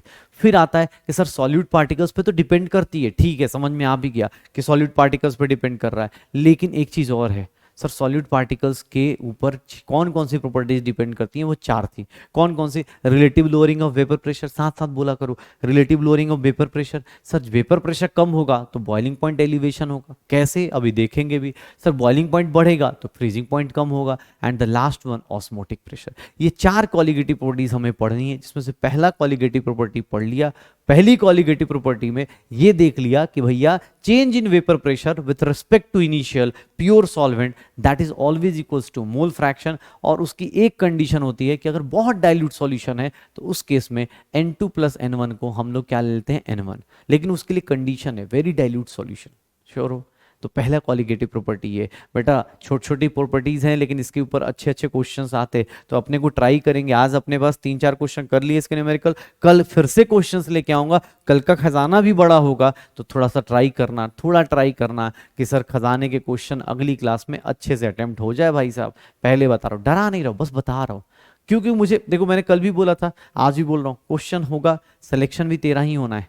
थोड़ा सा ना डांट सुन के थोड़ा सा हम लोग की बात मान ले, तेरा सिलेक्शन हो जाएगा, इतना मैं जानता हूँ। थोड़ा सा हाँ ये है कि डिफिकल्ट प्रोसेस है तुम्हारी लाइफ में। सोचो ना यार, तुम मतलब अभी जी सकते थे, इंजॉय कर सकते थे, इस टाइम पे आके तुम पढ़ रहे हो, शाम को आके रोज दिन मोबाइल पे देख रहे हो टीचर्स को, अब पढ़ जा रहे हो, तो भाई साहब ये थोड़ा करना पड़ेगा, खुद को कंट्रोल करना पड़ेगा, खुद को सिखाना पड़ेगा, समझाना पड़ेगा कि नहीं यार ज़्यादा डेविएशन नहीं पालनी है, ठीक है। अब मेरे पास देख सेकंड कॉलिगेटिव प्रॉपर्टी आती है, और पता है तुझे अभी अपनी पहली वाली कॉलिगेटिव प्रॉपर्टी खुद ही डिराइव हो गई ना, सेकंड वाली कॉलिगेटिव प्रॉपर्टी भी आपको आती है। सर सेकंड वाली कॉलिगेटिव प्रॉपर्टी के बारे में बात करूं ना, तो सेकंड कॉलिगेटिव प्रॉपर्टी को हम लोग कहता है क्या बोलते हैं, elevation in boiling point. Second colligative property को हम लोग क्या बोलते हैं, elevation in boiling point. Boiling point के अंदर जो एलिवेशन होता है इसको रिप्रेजेंट हम लोग करते हैं डेल्टा टीबी से। Sir elevation in boiling point. अब तुम्हारे दिमाग में सर बॉइलिंग पॉइंट बढ़ कैसे जाएगा, अरे बॉइलिंग पॉइंट कैसे बढ़ जाएगा, अरे क्या बात कर रहे हो यार, तुम ही करके दिखाओगे। अभी रुक जाओ, एक काम करते हैं, मैं ना फॉर्मूला लिख दूंगा। फॉर्मूला तुम में से बहुत सारे लोगों ने बोर्ड्स के लिए पढ़ा होगा तो उनको पता भी होगा, लेकिन कैसे बढ़ जाता है, एक मिनट ध्यान से सुनना कहानी को, कैसे बढ़ जाता है। सर ये प्रेशर की कंडीशन है, इधर टेम्परेचर है केल्विन में, ठीक है, प्रेशर है, इधर टेम्परेचर है। एक बात बताओ, अगर मैं यहाँ ऊपर एक लाइन खींच दूं, एटमॉस्फेरिक प्रेशर की एक लाइन खींच दूं, तो सर प्योर सॉल्वेंट है, प्योर सॉल्वेंट का वेपर प्रेशर क्या होगा, उसको सर प्योर सॉल्वेंट को अगर मान लो हीटिंग करना शुरू किया, टेम्परेचर बढ़ाना शुरू किया, तो प्योर सॉल्वेंट क्या होगा, हीट होगा, हीट होगा, हीट होगा, हीट होगा, हीट होते जाएगा, जाएगा जाएगा, और किससे मिक्स हो जाएगा, एटमॉस्फेरिक प्रेशर से। जैसे ही एटमॉस्फेरिक प्रेशर के पास आएगा सर, उस कंडीशन को याद करो, हमने कल पढ़ा भी था सर, जिस टाइम पे आपका vapour pressure sir pure solvent का, ये क्या लिखा है हमने, प्योर सॉल्वेंट, जिस कंडीशन पे प्योर सॉल्वेंट का वेपर प्रेशर बढ़ते बढ़ते बढ़ते बढ़ते किसके इक्वल होना शुरू हो जाए सर, किसके इक्वल हो जाए, एटमॉस्फेरिक प्रेशर को, उस कंडीशन को, उस कंडीशन को, उस टेम्परेचर को क्या बोलते हैं सर, बॉइलिंग पॉइंट किसका बोलते हैं, boiling point of pure solvent बोलेंगे, boiling point of pure solvent बोल दूं। क्यों? क्योंकि अकेला सॉल्वेंट है, टेम्परेचर बढ़ाते गए वेपर प्रेशर बढ़ता गया बढ़ता गया बढ़ता गया बढ़ता गया और जाके किसको टच कर गया? एटमॉस्फेरिक प्रेशर को। जिस टेम्परेचर पे एटमॉस्फेरिक प्रेशर को टच कर गया ना, जिस टेम्परेचर पे एटमॉस्फेरिक प्रेशर को टच कर जाता है, उसी टेम्परेचर को हम लोग क्या बोल देते हैं कि सर वो टेम्परेचर क्या हो जाएगा? Boiling point. अब वो बॉइलिंग पॉइंट है, अगर वो टेम्परेचर क्या है? बॉइलिंग पॉइंट है, तो सर प्योर सॉल्वेंट और सॉल्यूशन का ग्राफ कैसे बनाओगे आप? तो थोड़ा ध्यान से देखना आप। सर प्योर सॉल्वेंट, हमने एक लाइन पढ़ी अभी थोड़ी देर पहले ही कि सर सॉल्यूट को डालेंगे तो सॉल्वेंट का प्रेशर क्या होता है? कम होता है। सर एक बात बताना, मुझे बताओगे सॉल्यूशन का प्रेशर कम होगा या ज्यादा होगा? क्योंकि अभी आपने थोड़ी देर पहले ही पढ़ा है कि सर सॉल्यूशन जो होता है उसका वेपर प्रेशर क्या होता है? डिक्रीज कर जाता है शायद। अभी आपने थोड़ी देर पहले ही पढ़ा है कि सर सॉल्वेंट, प्योर सॉल्वेंट का वेपर प्रेशर ज्यादा होता है एज कंपेयर टू सॉल्वेंट का वेपर प्रेशर इन सॉल्यूशन। तो सर अगर मैं ये सॉल्यूशन का लाइन बनाऊं और सॉल्यूशन का वेपर प्रेशर नीचे होगा, उसको हीट करता जाऊंगा, एक टाइम आएगा जब वो किसको हिट कर जाएगा? अपने पास एटमॉस्फेरिक प्रेशर को। और उस टाइम पे जो बॉइलिंग पॉइंट होगा उसको नाम क्या दे दूं? टीबी डैश दे दूं। सर टीबी डैश क्या होगा? Boiling point of TB dash क्या होगा? बॉइलिंग पॉइंट ऑफ, सर बोल सकता हूं बॉइलिंग पॉइंट ऑफ सॉल्यूशन। अगर मैं ये लिखना चाहूं सॉल्यूशन का बॉइलिंग पॉइंट, श्योर हो? सर बताओगे, खुद बताओ, टेम्परेचर स्केल में ये बढ़ रहा है या कम हो रहा है? पहले आपका बॉइलिंग पॉइंट ये था, बाद में क्या हो गया? बढ़ गया। तो सर इसी को हम लोग क्या बोल देते हैं? Elevation in boiling point. Sir graph समझना, ग्राफ कैसे बना? Sir elevation in boiling point क्या हो जाएगा? सॉल्यूशन का बॉइलिंग पॉइंट ज्यादा होगा और यही बॉइलिंग पॉइंट का एलिवेशन जो होता है, this boiling point elevation is directly proportional to molality of solution। Sir molality याद करो, small m, delta TB is directly proportional to molality. और इसको मैं अगर लिखना चाहूं तो इसको मैं लिख देता हूं this. What is delta TB? Elevation in boiling point. Molality is what? M से what is KB? तो इसको हम लोग बोलते हैं मोलल। अगर मैं इसको लिखूं तो molal boiling point elevation constant, molal boiling point elevation constant, या फिर इसको हम लोग बोल देते हैं molal boiling point elevation constant, या फिर इसको हम लोग नाम देना शुरू करते हैं। अगर मोलल के बदले इसको मैं बोलता हूं तो इसको साइंटिफिक नेम होता है इब्यूलोस्कोपिक कांस्टेंट। इसका नाम क्या रख देते हैं? इब्यूलोस्कोपिक कांस्टेंट। इसका नाम क्या रख देते हैं? इब्यूलोस्कोपिक कांस्टेंट। तो सर डेल्टा टीबी की वैल्यू किसके इक्वल होगी? केबी इंटू एम। और सर अगर आपको बोला जाए कि नहीं सर बड़ा फॉर्मूला लिख दो, तो सर ये काम करना, सर केबी डब्ल्यू, ये एम का फॉर्मूला क्या हो जाएगा? W2/m2 इंटू 1000 अपॉन क्या हो जाएगा? W1। तो सर डेल्टा टीबी का ये भी फॉर्मूला आपकी जिंदगी में आ सकता है। सर पहले तो ये समझो ग्राफ, क्योंकि बेटा ग्राफ के क्वेश्चंस ना जिस दिन आ गए ना भाई साहब, ये डिफरेंस क्रिएट कर देंगे। कैसे? सर प्योर सॉल्वेंट के नीचे ही होगा सॉल्यूशन हमेशा। क्यों? क्योंकि अभी इससे पहले वाला जो चीज आपने पढ़ी है वो क्या पढ़ा है? यही तो पढ़ा है कि सर प्योर सॉल्वेंट होगा, उसके अंदर जैसे ही कुछ डालूंगा उसका वेपर प्रेशर क्या हो जाएगा? कम। मतलब सॉल्यूशन का वेपर प्रेशर क्या हो गया? कम। तो सर सॉल्यूशन का लाइन कहां जाएगा? नीचे से जाएगा। अब प्योर सॉल्वेंट को हीट कर रहे हो सर, उसका वेपर प्रेशर ज्यादा है तो जल्दी बॉइलिंग करेगा। सॉल्यूशन का वेपर प्रेशर कम है तो ऑब्वियसली लेट बॉईल करेगा। दोनों का बॉइलिंग पॉइंट में डिफरेंस आएगा, और जब डिफरेंस आएगा उसी को क्या बोलते हैं हम लोग? Delta TB. और डेल्टा टीबी किसके डायरेक्टली प्रोपोर्शनल है? मोलालिटी के डायरेक्टली प्रोपोर्शनल है। सर ये केबी क्या है? कांस्टेंट है। केबी क्या है? कांस्टेंट है। और केबी को हम लोग क्या बोलते हैं? Molal boiling point elevation constant, या फिर ebullioscopic constant. Molal boiling point elevation constant, या फिर क्या बोल देते हैं? इब्यूलोस्कोपिक कांस्टेंट। पक्का? सर ये देख लो अपने पास, किसने बोला सर ये फॉर्मूला डेल्टा टीबी आ गया, W2/m2 1000 अपॉन W1 इंटू केबी, ऐसे करके निकाल सकते। दूसरा किसने बोल दिया कि सर एक काम कीजिए, अगर आपसे कोई बोलता है, अगर आपसे कोई बोल देता है कि सर डेल्टा टीबी है, प्लीज देखना अपने को जब भी कोई क्वेश्चन दे देना, आज ग्राफ वाला एक क्वेश्चन दिखाता हूं तुम्हें, क्योंकि देख न्यूमेरिकल्स तुम सब लोग अभी 2 मिनट में आसानी से कर भी लोगे, क्योंकि एक ही फॉर्मूला है, एक ही चीजें करनी है। लेकिन जो ग्राफ का क्वेश्चन है ना बहुत ज्यादा इंपॉर्टेंट होता है, थोड़ा ध्यान से देखना अपने पास। पहली चीज सर ग्राफ में अगर मैं मान लो ऐसे ग्राफ दे दूं कि सर इधर प्रेशर है इधर टेम्परेचर है, सर ये लाइन मैं खींच देता हूं, एटमॉस्फेरिक प्रेशर की लाइन खींच दिया मैंने, एटमॉस्फेरिक प्रेशर की लाइन खींच दी। और सर देखना आप थोड़ा ध्यान से, ये क्या है? Pure solvent. ये क्या है? Pure solvent. ये प्योर सॉल्वेंट है तो इसका बॉइलिंग पॉइंट मैं पहले ही डिसाइड कर देता हूं, इसका बॉइलिंग पॉइंट टीबी है। सर अब देखिएगा ध्यान से क्या हो रहा है, ये कोई सॉल्यूशन लिया मैंने, ये मेरा है सॉल्यूशन 1।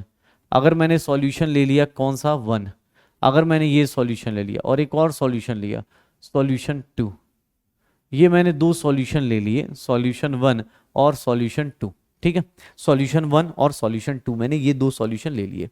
मुझे एक सिंपल सी बात बताओ, बॉइलिंग पॉइंट किसका ज्यादा होगा, सॉल्यूशन 1 का या सॉल्यूशन 2 का? अगर मुझसे किसने बोल दिया तो बॉइलिंग पॉइंट किसका ज्यादा होगा। अगर मैं तुमसे पूछूं कि सर बॉइलिंग पॉइंट किसका ज्यादा दिख रहा है, टीबी का ऑर्डर किसका ज्यादा दिख रहा है, टीबी का ऑर्डर किसका ज्यादा दिख रहा है, किसका ज्यादा होगा, 2 का ज्यादा होगा। किससे? 1 से। देख लो, अगर लगता है तो ग्राफ में पॉइंट्स ड्रॉ करके देख लेना। सर 2 का क्या होगा, देखो इसका क्या होगा बॉइलिंग पॉइंट, इसका बॉइलिंग पॉइंट ये होगा, इसका बॉइलिंग पॉइंट क्या होगा, ये होगा। अगर मैं इसको बोल देता हूं, इसको बोल देता हूं टीबी डैश, तो ये क्या हो जाएगा, ये क्या हो जाएगा, टीबी डबल डैश। पक्का? सर सॉल्यूशन 1 का बॉइलिंग पॉइंट टीबी डैश, इसका सॉल्यूशन 2 का बॉइलिंग पॉइंट क्या हो गया, टीबी डबल डैश। तो बॉइलिंग पॉइंट का ऑर्डर क्या होगा, 2 इज ग्रेटर देन 1। पक्का? टेम्परेचर स्केल में आगे चला गया। अच्छा सर डेल्टा टीबी चेंज भी किस, चेंज का ऑर्डर क्या आएगा, डेल्टा टीबी का ऑर्डर क्या आएगा, सर डेल्टा टीबी का ऑर्डर क्या आएगा, चेंज का ऑर्डर क्या आएगा, इसका चेंज कितना आ रहा है, इतना, इसका चेंज कितना आ रहा है, इतना। सर चेंज भी किसका ज्यादा है, 2 का ज्यादा है, किससे, 1 से। 2 का चेंज क्या है, ज्यादा है, किससे, 1 से। 2 का चेंज क्या है, ज्यादा है, 1 से। अच्छा सर डेल्टा टीबी आपने क्या पढ़ाया, डेल्टा टीबी क्या पढ़ाया, मोलैलिटी के डायरेक्टली प्रोपोर्शनल। तो अगर मैं पूछता कि बताओ भाई मोलैलिटी का ऑर्डर बताओ, बेटा देख ग्राफ वाइज क्वेश्चन कैसे करते हैं, मोलैलिटी का ऑर्डर बताओ, तो सर जिसका चेंज ज्यादा है उसकी मोलैलिटी भी क्या होगी, ज्यादा होगी। तो सर उसका भी ऑर्डर क्या आता, उसका भी ऑर्डर क्या आ जाता, 2 इज ग्रेटर देन 1। उसका भी ऑर्डर क्या आ जाता, 2 इज ग्रेटर देन 1। देख लो। पक्का? तो सर ये ग्राफ के क्वेश्चन ना बहुत रेयर मिलते हैं। अच्छा ये ग्राफ इसलिए इंपॉर्टेंट है बिकॉज एनसीईआरटी में गिवन है। मेरा अपना प्रेडिक्शन है कि भाई जिस दिन उनको अच्छा पेपर बनाना हुआ, बोलते ना कि जिस दिन डराने वाला पेपर बनाना हो गया, मान लो मोदी जी आए बोल दे कि नहीं भैया आप थोड़ा आज रात 8 बजे से पेपर डिफिकल्ट बनेगा, इंडिया में कोई पास नहीं होगा, क्योंकि मतलब ठीक है मतलब ऐसे ही भाई हमारी सरकार है, हम कुछ भी कर लें, तो ऐसा कुछ कर दे, तो उस केस में क्या करेंगे, तो उस केस में ऐसे ऐसे क्वेश्चन पूछेंगे। देख लो, अगर आप कॉन्फिडेंटली सोच पा रहे हो कि सर ऐसा क्वेश्चन मैं आराम से कर सकता हूं या कर सकती हूं, तो भाई साहब यही क्वेश्चंस अगर अच्छे दिन आए ना तो ये आएंगे, जिसमें अच्छा पेपर होगा, अच्छी चीजें होंगी, वो इस तरह की होंगी। चलो अब एक काम करते हैं, मैं इसी तरह का एक क्वेश्चन और दे देता हूं ताकि आपकी प्रैक्टिस हो जाए। मुझे बस एक क्वेश्चन बताना। अब आप सब लोग, ये प्योर सॉल्वेंट है, ये प्योर सॉल्वेंट है। अब मैं कुछ नहीं लिखूंगा, मैं सीधा सीधा ऐसे दे रहा हूं, ये सॉल्यूशन 1 है, ये सॉल्यूशन 2 है और ये सॉल्यूशन 3 है। मैं क्या पूछ रहा हूं,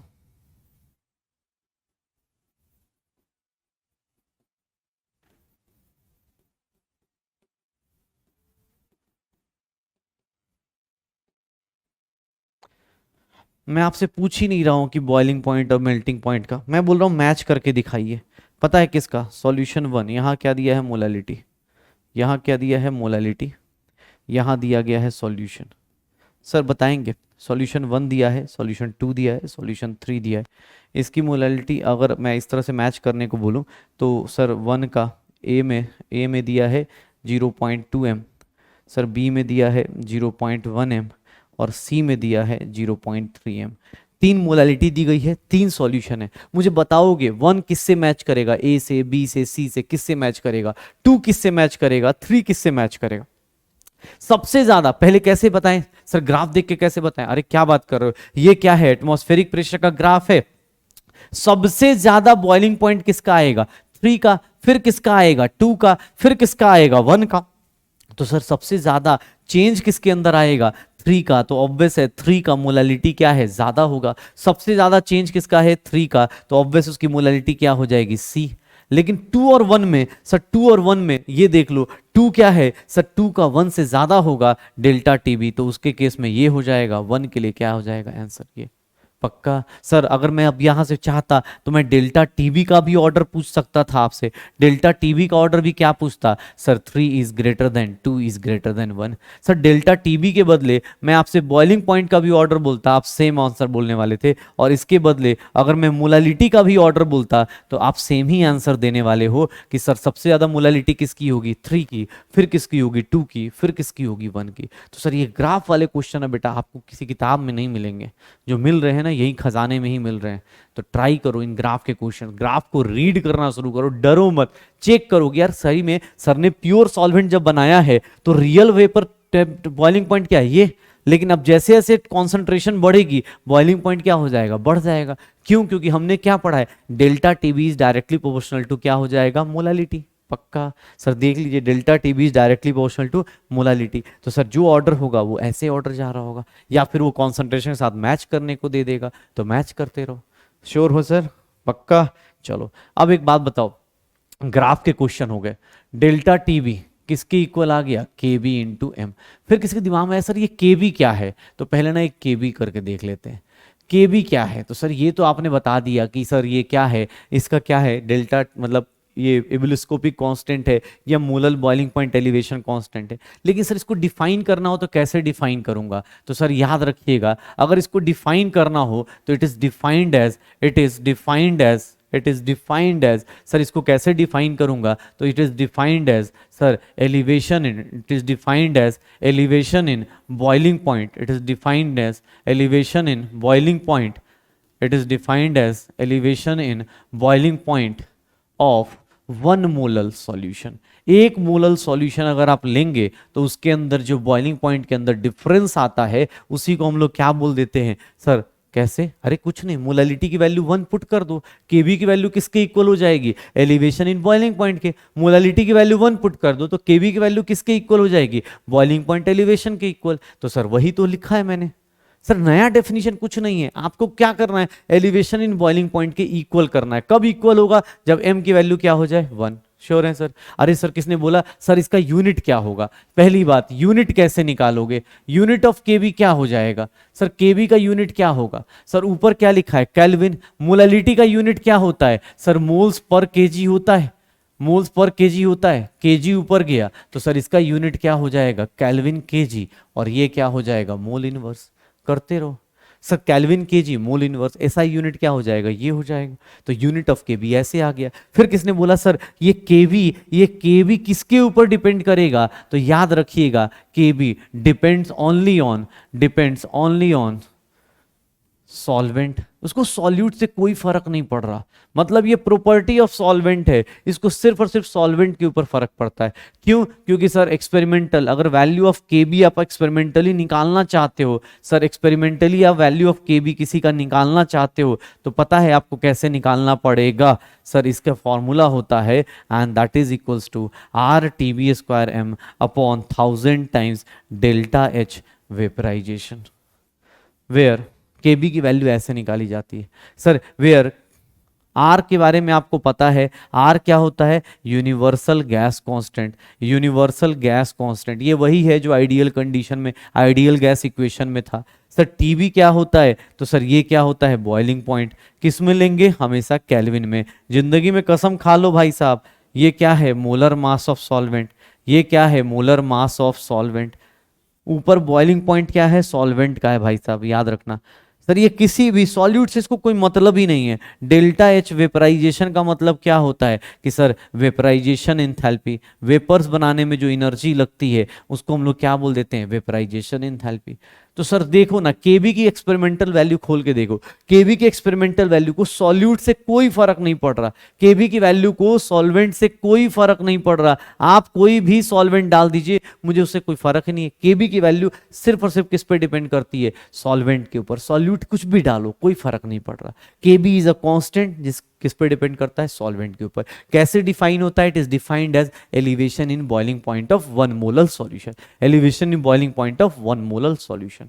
पक्का सर, श्योर हैं सर? देख लीजिए फॉर्मूला आ गया मेरे पास, फॉर्मूला आ गया। मैं अभी फिर से दोबारा लिखता हूं और आपसे एक्सपेक्ट भी करता हूं कि अब ये फॉर्मूला 2-3 बार आप खुद भी लिखेंगे, सो दैट कि अभी जब न्यूमेरिकल करने आए तो आप फास्ट न्यूमेरिकल्स कर पाएं कि सर मोलालिटी का फॉर्मूला क्या होता है 1000/W1, यही होता है शायद, पक्का। तो बस इस फॉर्मूले को यूज करना है और क्वेश्चन देखते हैं कौन कौन से आते हैं, किस टाइप के क्वेश्चन आते हैं इसके ऊपर देख लेते हैं। ये छोटे छोटे टॉपिक्स हैं। देखो एक सिंपल सा क्वेश्चन दिया गया है, एक सिंपल सा क्वेश्चन दिया गया कि एक सॉल्यूशन है, solution boils at temperature T1।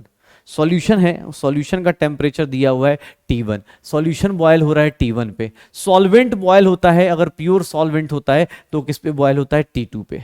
Sir आप खुद समझदार हैं, आपको खुद पता है, इसका अगर ग्राफ बना के दिखाऊंगा तो भी आपको समझ में आ जाएगा, क्योंकि अब ग्राफ आपके अपने कमांड में होगा। सर ये प्योर सॉल्वेंट है, सॉल्वेंट का टेम्परेचर कितना दिया गया है, T1, सॉरी T2 दिया गया सॉल्वेंट का, और सॉल्यूशन का कितना दिया जा रहा है, सॉल्यूशन का दिया जा रहा है T1। सर आप खुद पता समझ सकते हो, sir delta TB elevation in boiling point, elevation in boiling point, sir किसका बॉइलिंग पॉइंट ज़्यादा होगा, सॉल्यूशन का। तो ऑब्वियस है ना, T1 माइनस क्या आ जाएगा, T2 आ जाएगा। एक सिंपल सा क्वेश्चन, लेकिन एग्जाम हॉल में सामने वाले ने अगर सोचा नहीं है ना, तो वो सोच सकता है, कुछ भी सोच सकता है, दिस माइनस दिस और दिस माइनस दिस।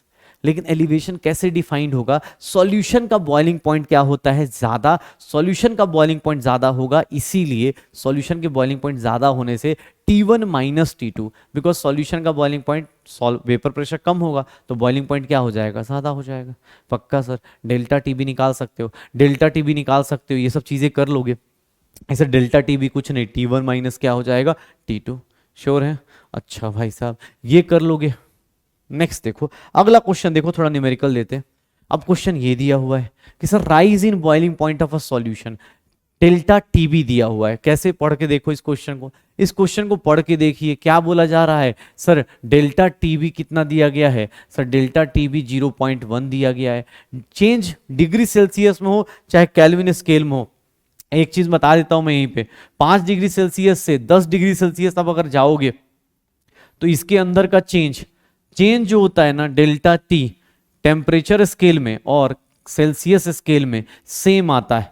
अगर आपसे कोई पूछे तो देख करके देख लेना, इसका चेंज सेल्सियस स्केल में मेजर करना 5 ही आएगा, केल्विन स्केल में मेजर करोगे तो भी 5 आएगा। कैसे सर, ऐसे तो 5 दिख ही रहा है, केल्विन स्केल के लिए इसमें कितना ऐड करोगे 273, इसमें कितना ऐड करोगे 273, इन दोनों में 273 कॉमन होगा, चेंज कितने का आएगा, 5 का आएगा। तो चेंज इन डिग्री सेल्सियस और चेंज इन केल्विन सेम आता है, तो इसलिए उसमें उससे टेंशन मत लेना कि सर वो तो डिग्री सेल्सियस में दिया है, वो सेम है।